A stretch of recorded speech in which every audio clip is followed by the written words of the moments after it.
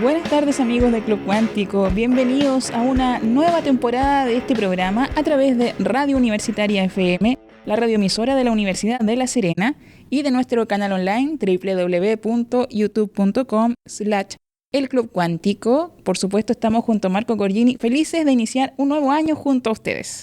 Hola queridos amigos, efectivamente estamos iniciando un nuevo año para conversar de ciencia, tecnología y todo aquello que es de interés desde el punto de vista cultural para el público. Y este año vamos a comenzar con un programa dedicado a un tema que a ti te gusta mucho porque este 2025 es un año muy especial para las personas que trabajan en física, matemática en general. Se cumplen 100 años de un evento muy importante. Sí, en estricto rigor son más de 100 años porque vamos a hablar de la mecánica cuántica y tomemos en cuenta que además este programa se llama el Club Cuántico, así que tiene una relación muy estrecha con el tema que vamos a tratar hoy día. La mecánica cuántica, si uno quisiera ser lo más preciso, empieza en el año 1900 con un físico alemán, Max Planck. Todos conocemos el Instituto Max Planck de Física y Matemáticas. Él fue premio Nobel y atacó un problema que era muy importante en la época que tenía que ver con la radiación de cuerpo negro. Y voy a explicar un poquito cuál es el contexto y dónde surge, dónde están los primeros vestigios de lo que nosotros llamamos hoy día mecánica cuántica. El cuerpo negro es un cuerpo cualquiera que está en equilibrio térmico y tiene ciertas características. Todos los cuerpos en equilibrio térmico emiten y reciben radiación electromagnética. Entonces, uno quiere explicar un poquito, o se pretendía explicar con la electrodinámica clásica, el comportamiento de esta energía. Estamos hablando en este momento de cualquier elemento que podemos ver, ¿cierto? No del micromundo. Que se encuentre en equilibrio térmico. Por ejemplo, cualquier cosa, una roca, que se mantenga en equilibrio térmico con su medio, uno quiera o no, emite y absorbe una cierta cantidad de energía electromagnética. Okay. Entonces se quería con la teoría electromagnética clásica, tratar de describir la densidad de energía que se desprendía o se absorbía a través del cuerpo negro. Insisto que es una cuestión que tiene que ver con termodinámica y por lo tanto estos cuerpos están absolutamente en equilibrio termodinámico. Entonces se diseñó una fórmula, la fórmula decía que la densidad de la energía en el caso de ciertas partículas o fotones sobre un cuerpo negro era directamente proporcional a la frecuencia de estas partículas, en realidad no eran consideradas partículas, sino ondas electromagnéticas. Y cuando hicieron los cálculos se dieron cuenta que en el nivel del espectro ultravioleta, la luz del espectro infrarrojo, el ultravioleta, etc., la energía era muy grande. Y cuando bajaba al infrarrojo era muy pequeña. Y cuando se pretendía calcular la densidad total de energía, esas cantidades se iban al infinito, cuestión que era absolutamente irrepresentable desde el punto de vista físico porque violaba un principio fundamental de la física que es el de la conservación de la energía. Entonces no había respuesta para este problema desde el punto de vista de la electrodinámica clásica. Entonces la pregunta era cómo resolver el problema y en el año 1900, de una manera heurística porque la verdad es que Planck creyó que su solución era en realidad un artificio matemático más que un asunto o un procedimiento que tuviese asidero en la física. Lo que hizo Planck fue suponer que la energía actuaba de forma discreta y si un fotón salía, eso representa la energía electromagnética, ¿no es cierto?, los fotones, salía o incidía sobre el cuerpo, ¿no es cierto?, lo hacía en cantidades de energías discretas. Y eso es lo que se llama, la energía es H por B, donde H es una constante, que es la denominada constante de Planck, y B, o nu, es la frecuencia de la energía, de la onda.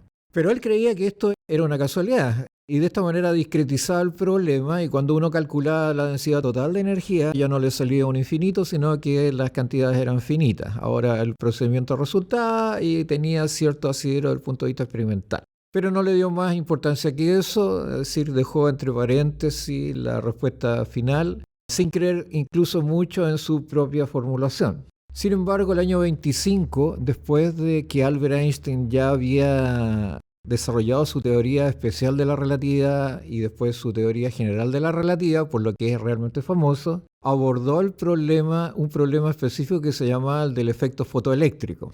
El efecto fotoeléctrico es que cuando tú tienes un metal y haces incidir luz sobre el metal, esos fotones, entonces a determinadas frecuencias de los fotones no pasa absolutamente nada y dependiendo de esa frecuencia, efectivamente, escapan electrones del objeto.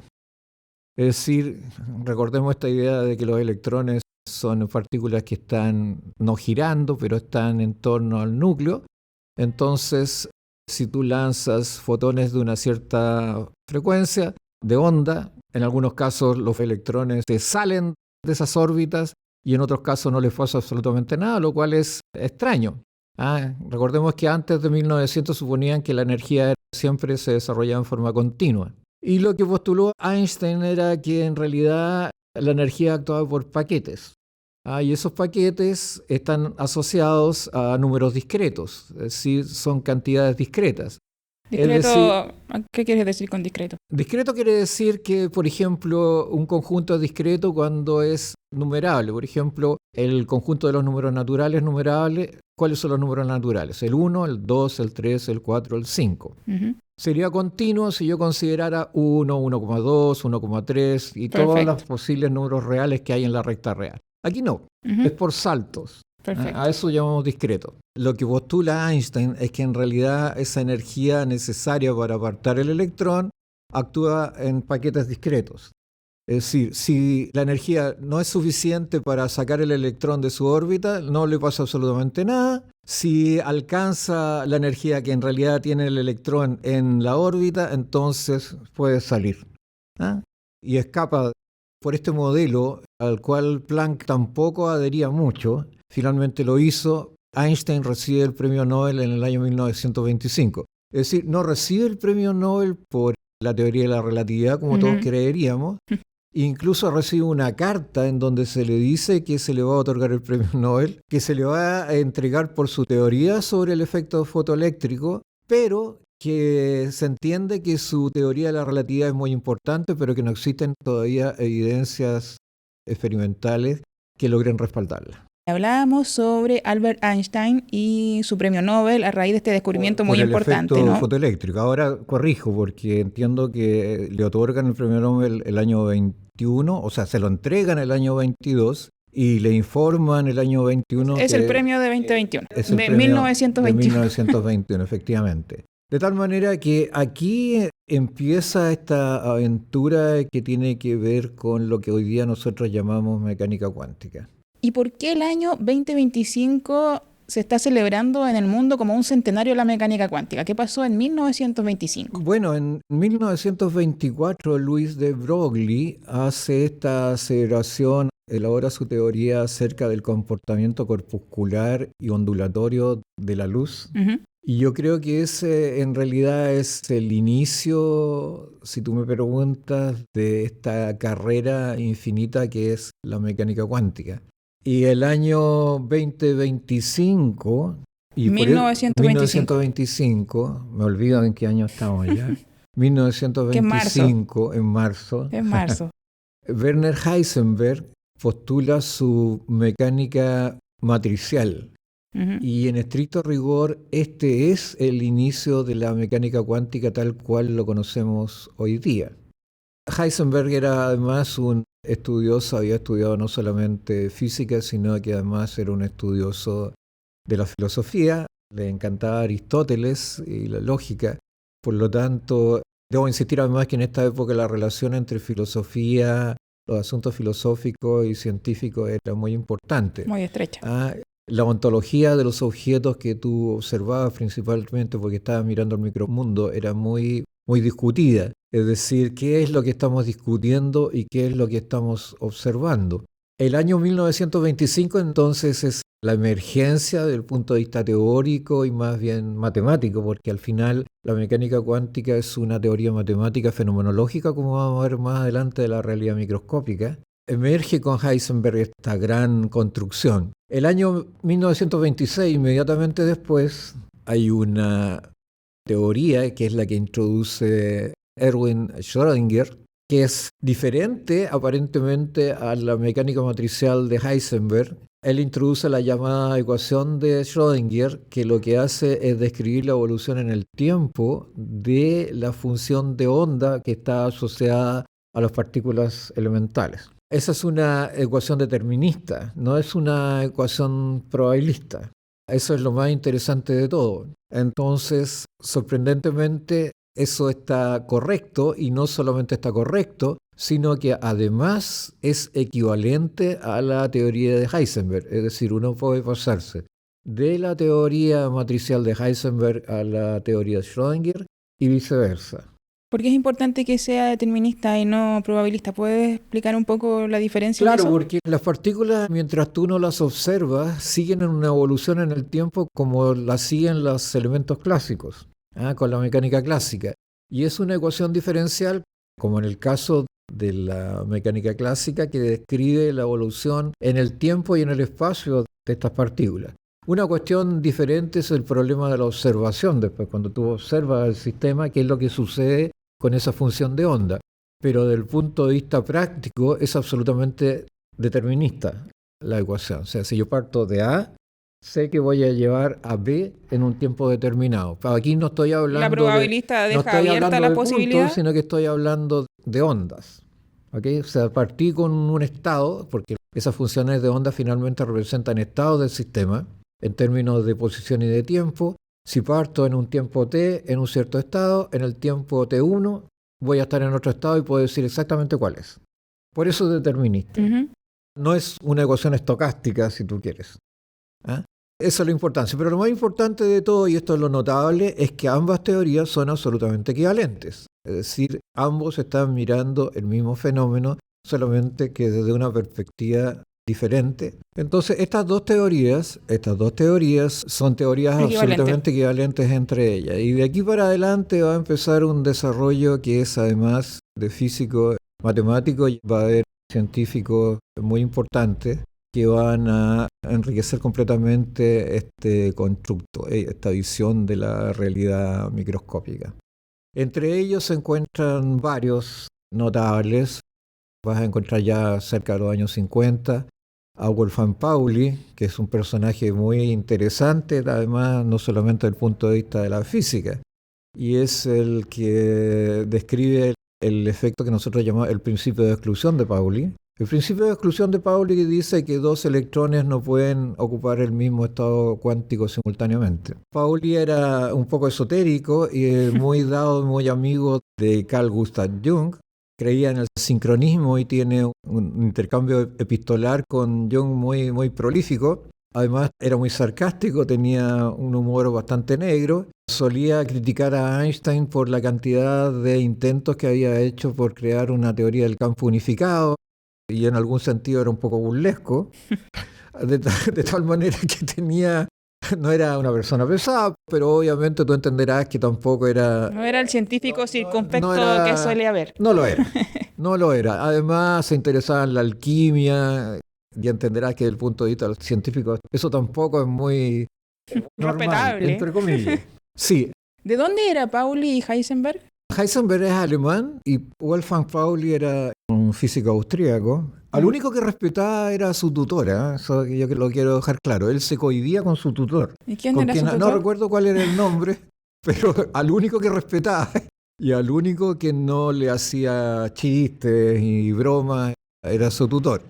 Se cohibía absolutamente con él. Vamos con este último bloque en el que hablamos acerca de estos 100 años de la mecánica cuántica que se están celebrando en muchas partes del mundo este 2025. Bueno, el año 1954 aparece otro físico importante que es Max Born, y esto es muy importante porque tiene que ver con la interpretación que se hace de la función de onda. El nombre del físico es Max Born. Entenderás que todo esto se trama en Alemania, Suiza, Austria. Estos son los países más significativos desde el punto de vista del desarrollo de la mecánica cuántica. Precisamente porque el desarrollo de la física fue muy importante en estos estados. Él postula que, para dar una interpretación un poquito más realista desde el punto de vista matemático, que en realidad la función de onda, si la función fuese una función compleja, el módulo al cuadrado de la función de onda, este es un concepto matemático, o el valor absoluto de la función de onda, si fueran funciones de variable real, el cuadrado representa la densidad de probabilidad de encontrar la partícula en una región del espacio. Entonces asocia directamente la noción de función de onda con la noción de probabilidad. Y esa es una interpretación bastante aceptada el día de hoy. Entonces, ¿qué es lo que me dice la función de onda? Me dice cuál es la probabilidad de encontrar en un momento determinado una partícula en una región del espacio o encontrarla en otra región del espacio, y vuelve la mecánica cuántica, la vuelve probabilista, una teoría probabilista de la realidad microscópica. Quiero destacar además que el año 1926, me parece, una cuestión que también es muy importante, Heisenberg describe el principio de incertidumbre, que dice que determina que si uno tiene conocimiento acabado acerca de la posición de una partícula, por ejemplo, tiene mucha incertidumbre respecto del momentum de la partícula o de la velocidad de la partícula y viceversa. Esto es lo que se conoce como el principio de incertidumbre y que causa tanta extrañeza a todos. Pero esto tiene que ver con la observación.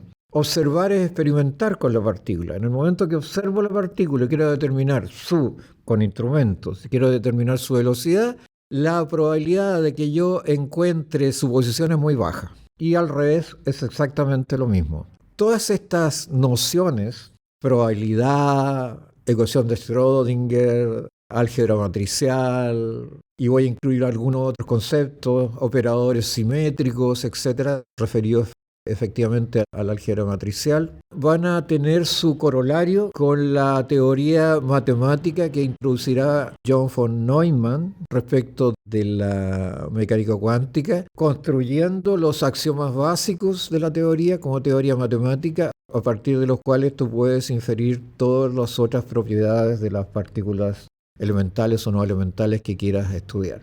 Incluyó el principio de incertidumbre.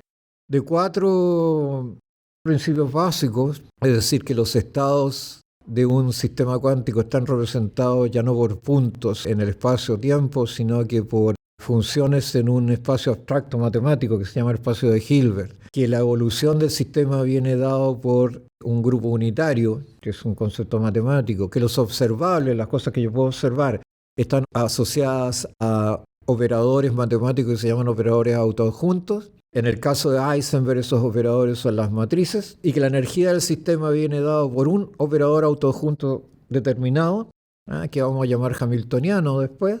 Con esas pocas propiedades tú puedes deducir incluso el principio de incertidumbre de Heisenberg de una manera inmediata. Es decir, axiomatizaste la teoría. Esa es la gracia que tiene. Y además a esto hay que agregar el aporte de Paul Dirac, que es finalmente el que une la electrodinámica con la relatividad y la teoría cuántica, con su bella ecuación de Dirac, porque en realidad es una obra de arte. No solamente es una obra de arte, sino que es el paradigma del ingenio humano llevado al límite. Él puede definir, cuantizó el campo electromagnético, cosa que había sido imposible hasta el momento, y finalmente permite definir esta estructura matemática tanto con lo que hizo von Neumann y con su propio aporte. Siempre se le destaca a nivel estético esta ecuación, ¿por qué? Es que es simple, la idea es simple, y por su simplicidad, yo creo que una de las cosas notables de la ciencia es que las explicaciones, esto de la navaja de Ockham, que dice que si tú vas a encontrar una explicación de un fenómeno determinado, de algo que ha ocurrido, lo que tienes que buscar primero es la más simple. Y la que encontró Dirac es la más simple y a la vez es la más complicada, porque es como aquellos momentos en que tú descubres algo sin darte cuenta porque lo descubres, porque es prácticamente una poesía, a pesar de que a Dirac no le gustaba la poesía y hace crítica a la poética. Es una ecuación simple, es una idea simplísima, pero por simplísima no se le había ocurrido a nadie. Esa es la genialidad de Dirac, y Dirac va a obtener el premio Nobel por el desarrollo de su teoría, y además las implicancias son obvias. El descubrimiento de las antipartículas se basa en las ecuaciones de Dirac y por lo tanto su aporte es inobjetable. Perfecto. Bueno, estamos cerrando este programa. Queríamos llevarles a ustedes este programa especial para iniciar, ya que por supuesto nuestro programa se llama El Club Cuántico. Queríamos aprovechar este centenario que se está celebrando en muchas partes del mundo, principalmente en Europa, con eventos, con seminarios, con congresos, y darles la bienvenida a esta nueva temporada. Recuerden que estamos desde 2012 junto a ustedes y vamos a llevarles ya distintos temas, por supuesto, durante el año. Literatura, vamos a hablar de otras ciencias, va a ser bien variado. Sí, yo solamente destacar que estos temas los hemos conversado. Hoy día hicimos un repaso histórico Sí, solamente. lo hemos visto muchas veces. Es mucho más profundo y hemos analizado muchos fenómenos cuánticos, muchos avances cuánticos. Tengan en consideración que prácticamente todos los avances actuales en materia científica y de física de partículas elementales se las debemos a la mecánica cuántica, y logros desde el punto de vista de la medicina, de la ingeniería, incluso de las armas, se las debemos a la mecánica cuántica. Bien, cerramos entonces este programa. Por supuesto, la invitación está para que nos vuelvan a acompañar dentro de 15 días, el próximo miércoles dentro de 15 días a las 20 horas en Radio Universitaria FM y a través de www.youtube.com/El Club Cuántico. Nos encontramos en 15 días más en este su Club Cuántico. Buenas noches. Chao.